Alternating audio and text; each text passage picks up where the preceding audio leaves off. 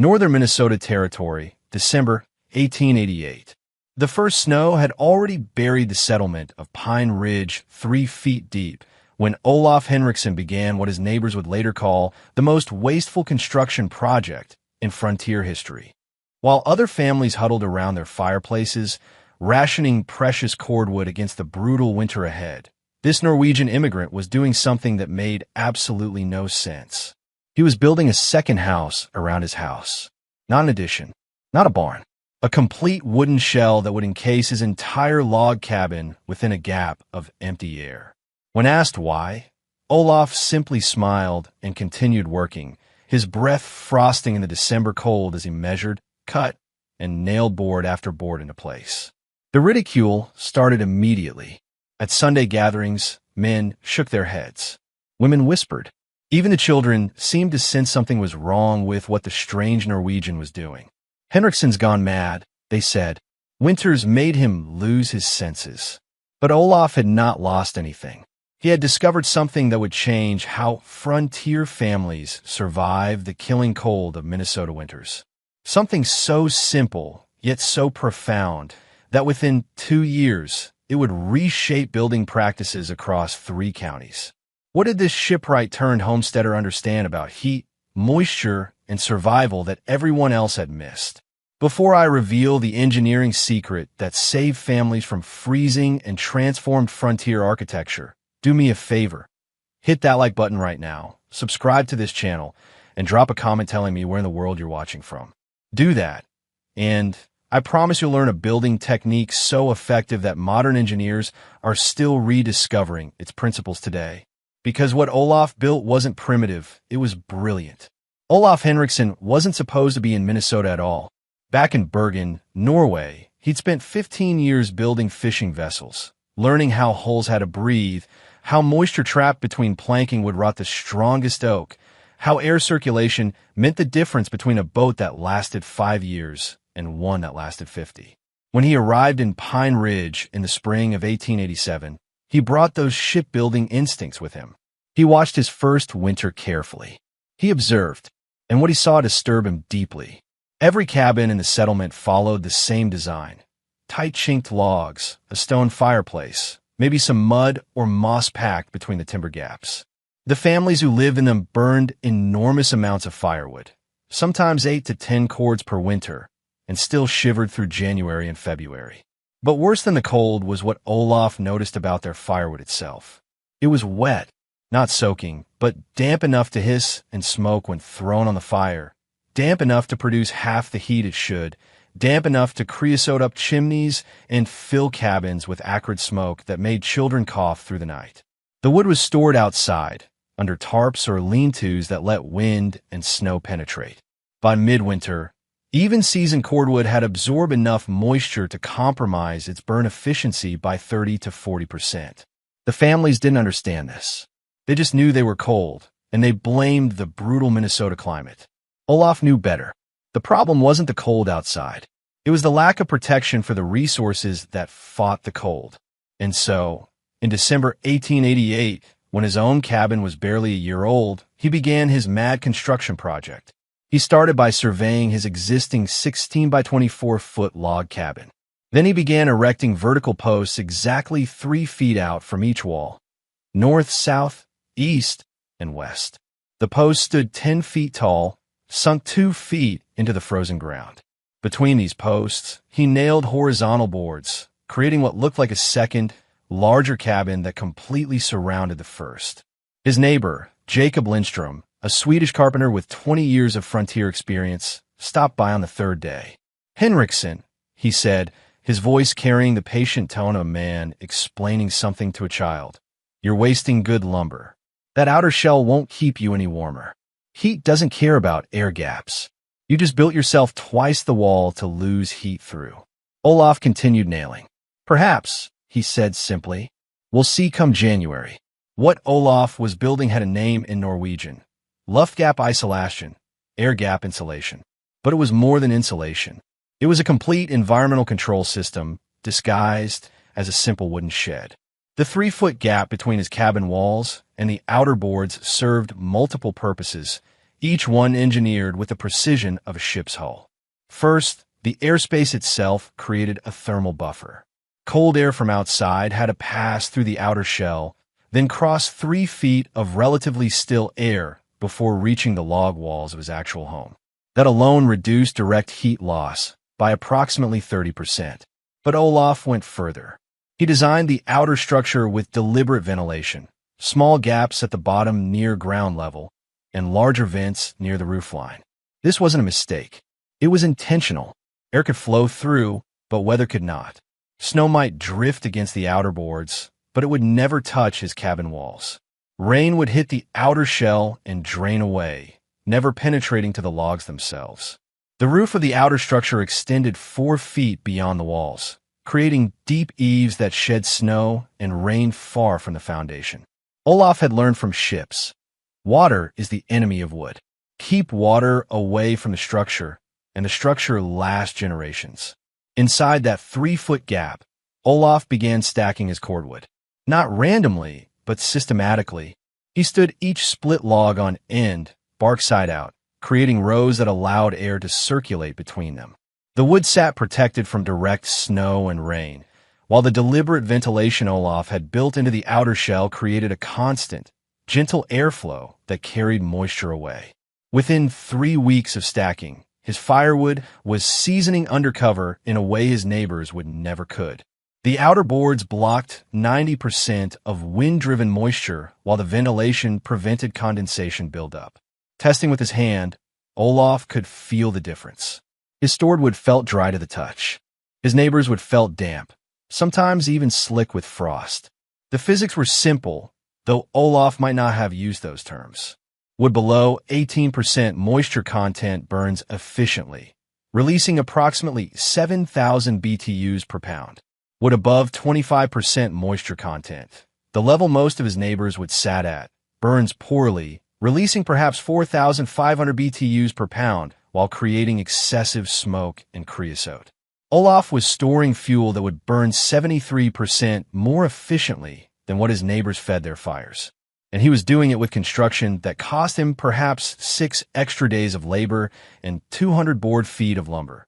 Lumber that would pay for itself and save firewood within a single winter. But none of his neighbors understood this yet. They just saw a man who'd wrapped his house in what looked like an oversized shed, and they thought him foolish. By Christmas 1888, Olaf's double-shell construction was complete, and Pine Ridge had reached a consensus. Henriksen had built the stupidest structure anyone had ever seen. At the settlement's holiday gathering, the ridicule became public. Jacob Lindström, the Swedish carpenter, stood before the assembled families and did the mathematics for everyone to see. That Norwegian, he announced, gesturing with his pipe, has used 43% more lumber than his cabin required.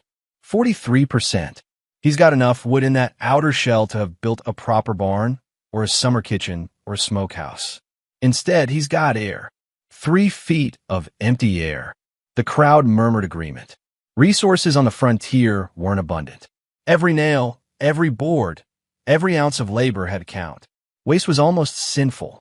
An experienced builder named William Hutchins, who'd constructed 17 cabins across the Minnesota territory, shook his head slowly. "I've built through winters where men lost fingers to frostbite while working," he said. "I've chinked logs so tight you couldn't slide a knife blade between them. That man's outer boards are loose. I can see gaps from here. He'll freeze worse than any of us, and he'll have wasted good lumber doing it." Even the settlement's minister, Reverend Amos Pritchard, weighed in during a sermon. While he didn't name Olaf directly, his meaning was clear. The Lord values wise stewardship of resources. He does not favor those who build grand monuments to their own vanity while practical needs go unmet. Olaf's wife, Ingrid, felt the social pressure most acutely. At the women's quilting circle, conversations would quiet when she entered. One afternoon, Martha Lindström, Jacob's wife, spoke what others were thinking. "Ingrid, dear, you must talk sense to your husband. My Jacob says the structure won't even keep you warmer. It's just more wall for heat to escape through. All that work, all that lumber for nothing." Ingrid, who had watched Olaf calculate and measure and adjust his plans for months, simply smiled. "We'll see," she said quietly. "Winter will tell us what's wise and what's foolish." But privately, even Ingrid had moments of doubt.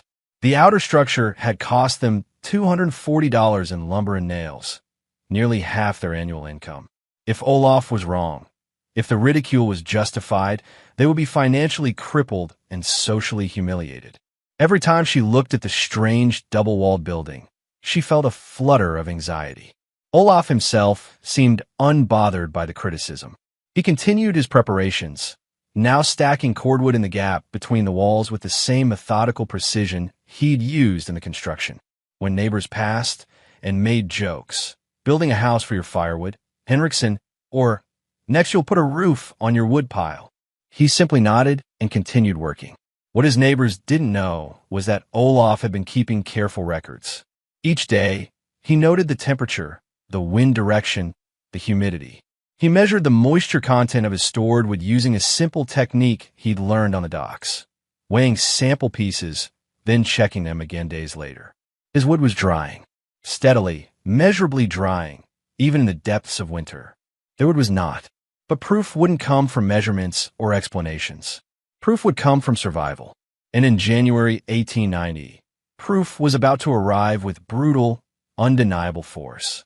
If you're fascinated by this frontier engineering story, hit that like button, subscribe for more forgotten survival wisdom, and comment below. What's the coldest temperature you've ever experienced? Let's see who's really tested their winter survival skills. January 17th, 1890, began with an eerie stillness. The wind that had howled across Pine Ridge for weeks suddenly died. The sky turned a peculiar pale color that old-timers recognized immediately. "Storm coming," they muttered. "Bad one." They were wrong. It wasn't just bad. It was catastrophic. The blizzard that struck on January 18th came with winds exceeding 60 miles per hour and temperatures that plunged to 37 degrees below zero Fahrenheit, negative 38 Celsius. Snow didn't fall so much as it exploded horizontally, driven by winds so fierce that men couldn't stand upright, couldn't see their hands before their faces, couldn't breathe without wrapping cloth over their mouths. For 3 days, Pine Ridge was cut off from the world. Families huddled in their cabins, feeding their fires constantly, burning through their carefully hoarded cordwood at terrifying rates. The cold was so severe that water froze within minutes of being drawn from wells. Breath crystallized on beards. Windows frosted over with ice thick enough to block all outside light. In the Lindstrom cabin, Jacob fed the fireplace every 20 minutes, pulling wood from his outdoor lean-to through a passage he dug through the snow. The wood was frozen solid, coated with ice and snow. When he threw it on the fire, it hissed and steamed, producing more smoke than heat. The cabin temperature hovered around 52 degrees Fahrenheit, cold enough that the family slept in their winter coats, cold enough that Ingrid Lindstrom's hands trembled as she tried to cook. In the Hutchins household, the situation was even worse. William had run low on firewood by the second day and was burning greenwood cut just weeks before, wood with moisture content above 35%. The fire smoldered more than burned. Temperatures inside dropped to 48 degrees. His youngest daughter, only 6 years old, developed a deep cough that wouldn't stop. But in the Henriksen cabin, something different was happening. Olaf had awakened the first morning of the storm and walked calmly to his outer structure.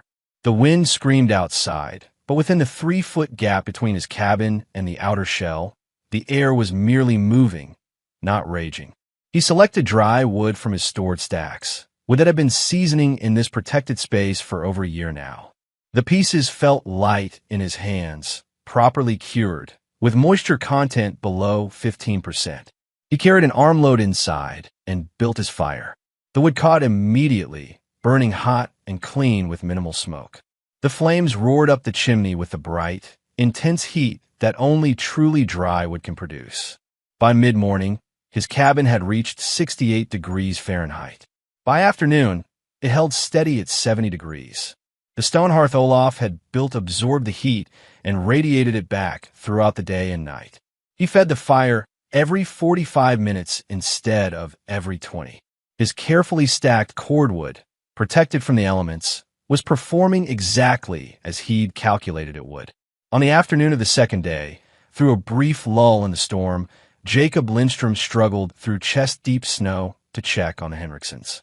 He expected to find them suffering like everyone else, perhaps worse given that foolish double-wall construction. Instead, when Olaf opened the door, a wave of genuine warmth rolled out into the frigid air. Jacob stood stunned in the doorway. The cabin was warm, actually warm. Ingrid was cooking without her coat. The children were playing on the floor in their regular clothes. The fire burned steadily in the hearth, and beside it, Olaf had stacked perhaps 20 pieces of dry firewood. "Ow!" Jacob asked simply, his voice barely a whisper.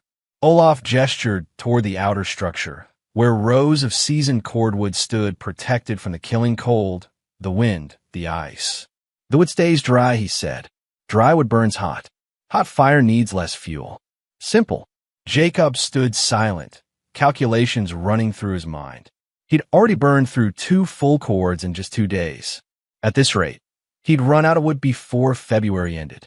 And his wood was getting wetter, not drier, every time he pulled it from his snow-covered lean-to. "That gap," Jacob said slowly. "It's not just insulation. It's storage, protection, your whole winter supply, seasoning under cover."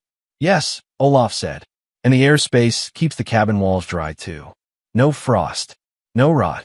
This cabin will last 50 years, maybe more." Jacob returned to his own freezing cabin that afternoon with a new understanding. He'd been wrong. They'd all been wrong. But pride is a difficult thing to surrender, and he said nothing to the others. Not yet. The storm broke on the 4th day. When families emerged to assess the damage, they found Pine Ridge transformed. Snow drifts reached the eaves of some cabins. Livestock had perished, and cordwood supplies across the settlement had been devastated. Not just burned through, but ruined. Wood that had been stored outside was now ice-logged, frozen solid, nearly impossible to burn effectively. Olaf Henriksen stepped from his double-shell structure with his children, all of them warm and well-fed. His firewood supply remained abundant, dry, and ready. He consumed perhaps 1.5 cords during the storm, half what his neighbors had burned. The questions began that very afternoon. Word of the Henriksen family's remarkable comfort during the blizzard spread quickly through Pine Ridge, but skepticism died hard. People needed proof, not stories, not impressions, but measurable, undeniable evidence that Olaf's foolish construction was actually superior. Jacob Lindstrom, the carpenter who'd been Olaf's harshest critic, decided to conduct a proper investigation. On February 3rd, 1890, 2 weeks after the Great Storm, he arrived at the Henriksen homestead with a proposal. "I want to measure everything," he told Olaf. "Temperature, wood consumption, moisture, everything. And I want to compare it to my own cabin under identical conditions." Olaf agreed immediately. He'd been keeping his own records since the structure's completion, but having an independent witness, especially one who'd publicly doubted him, would carry far more weight with the community. For the next 3 weeks, Jacob made daily visits. He brought a spirit thermometer he'd ordered from Minneapolis, accurate to within 2 degrees Fahrenheit. Each morning at sunrise, noon, and sunset, he recorded temperatures in both cabins. The results were stunning. The Henriksen cabin maintained an average interior temperature of 68 degrees Fahrenheit throughout the measurement period. The Lindstrom cabin, of comparable size and with a similar stone fireplace, averaged 54 degrees. That 14-degree difference represented a massive improvement in livability, the difference between genuine comfort and mere survival. But temperature was only part of the story. Jacob also tracked firewood consumption with meticulous precision. He counted every log, measured the diameter and length of each piece, and calculated volume. Over those 3 February weeks, the Henriksen household burned through approximately 3/4 of a cord of wood.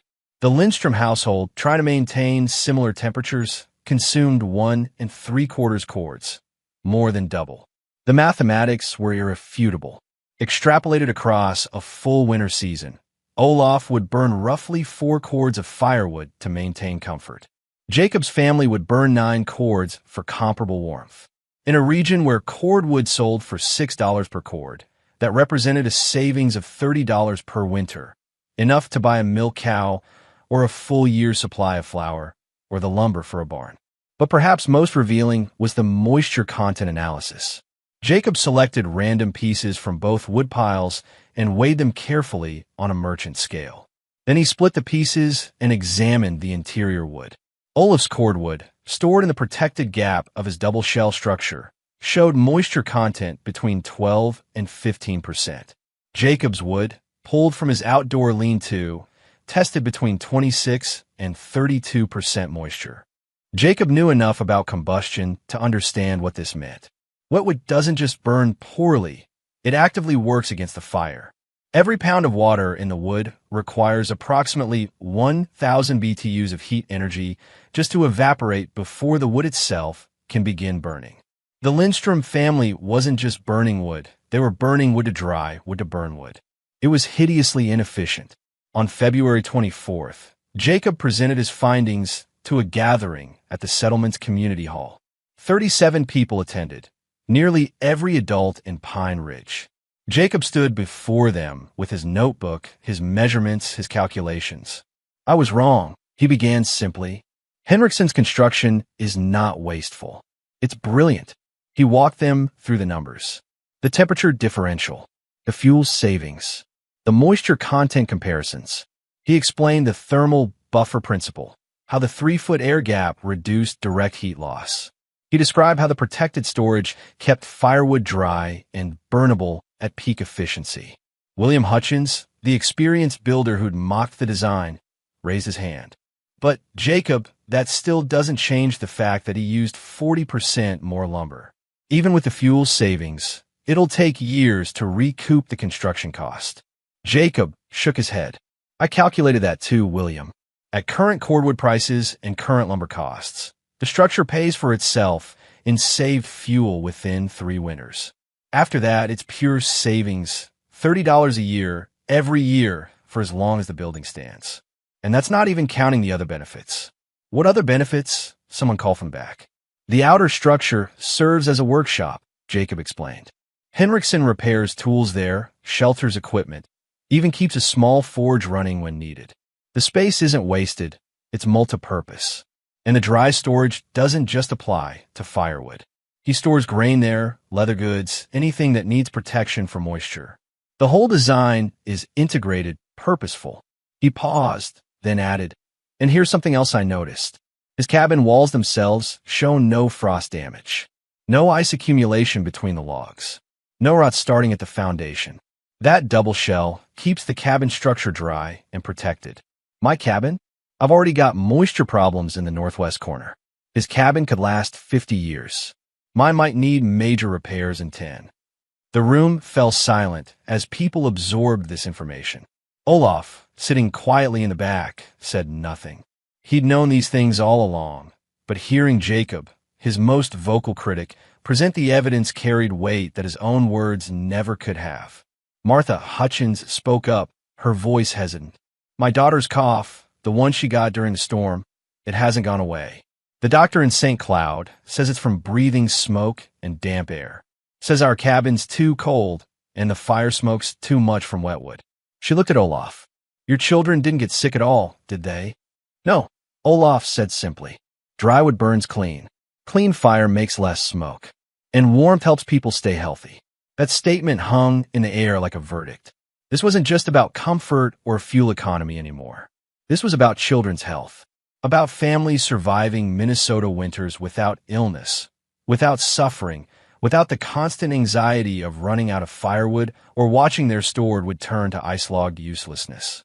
One by one, men began approaching Olaf after the meeting. "Would you help me build one? Could you show me the measurements? What would it cost in lumber?" The Norwegian shipwright who'd been called mad, wasteful, and foolish was suddenly the most sought-after builder in Pine Ridge. By late spring of 1890, Olaf Henrikson had helped design double-shell structures for 12 families in Pine Ridge. He didn't charge for his expertise. He considered it community knowledge, something that should be shared freely. But the families insisted on compensating him somehow, and Olaf found himself with offers of labor, livestock, grain, and goodwill that made his homestead more prosperous than he'd ever imagined. Jacob Lindström became Olof's most dedicated student and advocate. The Swedish carpenter began incorporating the double shell principle into every cabin he built, modifying the design slightly for different sizes and purposes. By the winter of 1891 to 92, 23 families within a 50-mile radius of Pine Ridge were living in variations of what they'd begun calling shed houses or Norwegian doubles. The technique spread through the Scandinavian immigrant communities first. They recognized the design principle from traditional Norwegian and Swedish building methods adapted to Minnesota's extreme conditions. But soon, even American-born settlers who'd initially mocked the concept were adopting it. The evidence was simply too compelling to ignore. Word reached the Minnesota Agricultural Extension Service in St. Paul by 1893. A field agent named Robert Whitmore traveled to Pine Ridge specifically to document the shed house phenomenon. His report, published in the 1894 Minnesota Farm Almanac, included detailed drawings, measurements, and testimonials. Whitmore calculated that the average shed house reduced winter fuel consumption by 52% compared to standard frontier cabins, while improving interior comfort and extending the lifespan of the primary structure. The report noted something else significant. Families living in shed houses reported fewer respiratory illnesses during winter months. The combination of warmer interior temperatures and cleaner burning fires from properly dried wood created healthier living conditions.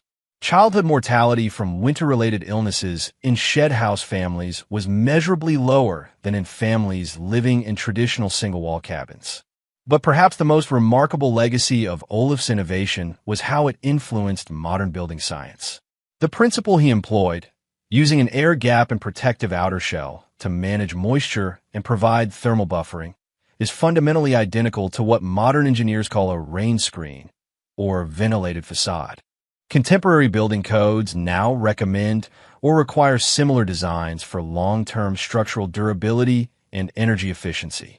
The double-wall construction with air gap insulation that Olof built in 1888 anticipated by nearly a century what building scientists would discover in the 1970s and 1980s.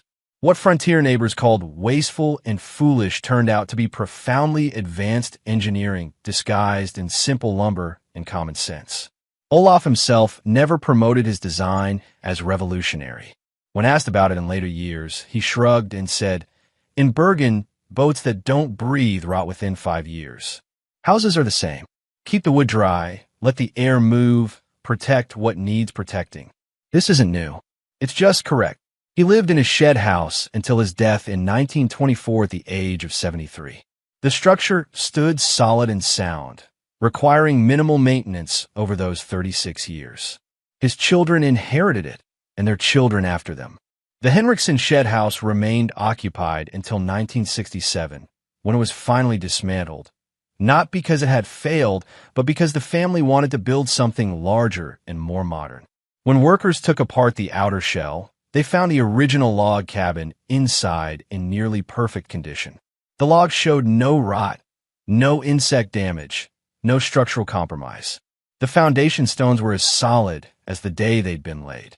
80 years of Minnesota weather, blizzards, heat waves, torrential rains, brutal winds, had barely touched the protected core of the building.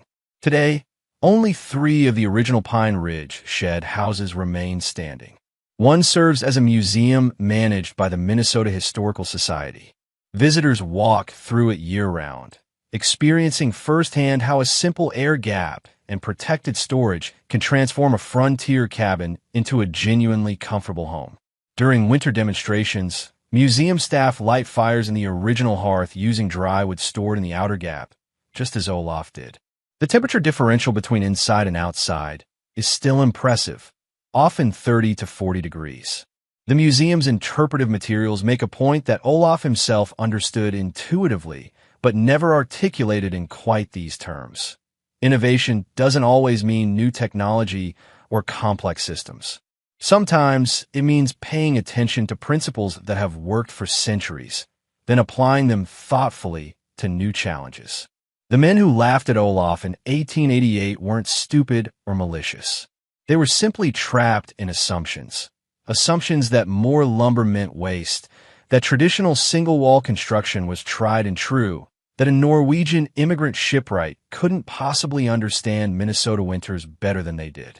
Hit that like button if this story changed how you think about building and insulation. Subscribe for more forgotten frontier wisdom that still works today, and drop a comment. Would you build a shed house if you were homesteading in a cold climate? I read every comment and love hearing your thoughts. What Olaf proved wasn't that his neighbors were ignorant. He proved something more profound and more humbling. That dismissing unfamiliar approaches without testing them, that confusing simple with primitive, that assuming traditional knowledge has nothing to teach modern minds. These are errors that every generation repeats.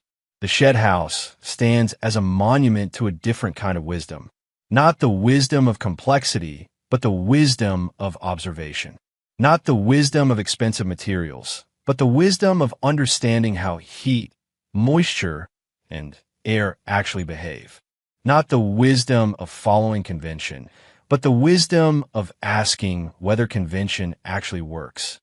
In February 1890, when Jacob Lindstrom stood before his neighbors and admitted he'd been wrong, he did something remarkably brave. He let evidence overrule his ego. He let measurements matter more than his reputation. He chose truth over pride. That choice, repeated by dozens of families over the following years, turned a foolish construction project into a regional building tradition that saved fuel, protected health, and sheltered families through some of the harshest winters the Minnesota frontier ever knew. The neighbors stopped laughing, and they started learning. Because sometimes the person everyone calls crazy is the only one who actually understands what's happening. Sometimes what looks like waste is actually investment. And sometimes building a shed around your house isn't madness. It's exactly what survival requires. Educational note. This script presents historical frontier building techniques for educational and entertainment purposes. While the engineering principles described are sound and based on real physics, modern construction should always follow current building codes, safety standards, and professional engineering guidance. The shed house design represents historical adaptation to specific frontier conditions and should not be replicated without proper consultation with licensed builders and compliance with local regulations.